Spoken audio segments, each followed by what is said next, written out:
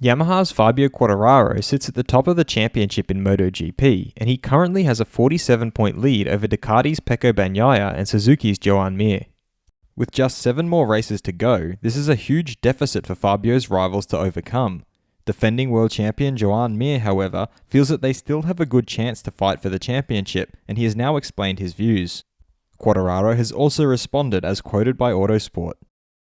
I'm your host Dillon Shelley, and first up on Moto World, Joan Mir begins mind games against Fabio Quartararo. Mir began by stating that the championship will enter a new phase for Fabio. Well, Fabio now I think will start a different championship. I think in the next 3 races we will start to see a different championship. He then explained why, despite Fabio's strong lead in the championship, the pressure will be on Fabio. Even if he has a considerable lead at the top of the standings, now I think the pressure will start every race to be higher for him. It's always difficult for a rider to manage that pressure.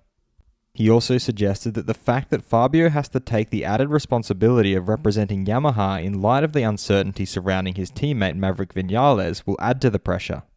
Also, probably all the pressure of Yamaha now is against him, and this is something last year that was not like this. He's doing really well, but for sure, now the pressure is much higher, so let's see. Fabio, in response, pointed out how he already had to deal with the added responsibility in Austria, and how he didn't buckle under pressure. That makes no change for me. That race, I had all the weight of Yamaha on my shoulders, and it didn't change nothing in the race.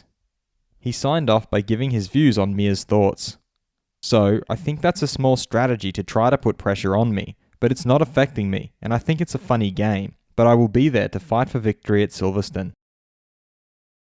Fast feed.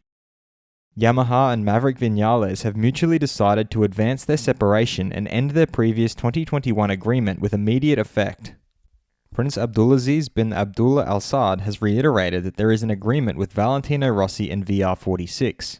He further explained that it was announced too early and this created problems. According to their laws, these projects must first be announced in their country, then internationally. He also revealed that the contract is already signed. The first payments will begin next week. It's a figure of around $18 million a year.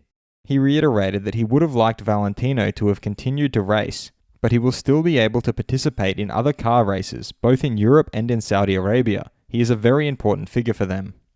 The Malaysian Grand Prix schedule for the 24th of October has been cancelled, and its place will now be taken by a second race in Misano. Honda's Pol Espargaro has suggested that Honda has won almost every race with the old tyre carcass, and since they have the new one, all the Honda riders have struggled.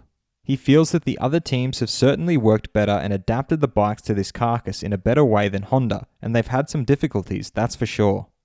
Honda's team manager Alberto Puig, however, feels that the relationship between Pol and his bike is a negative aspect.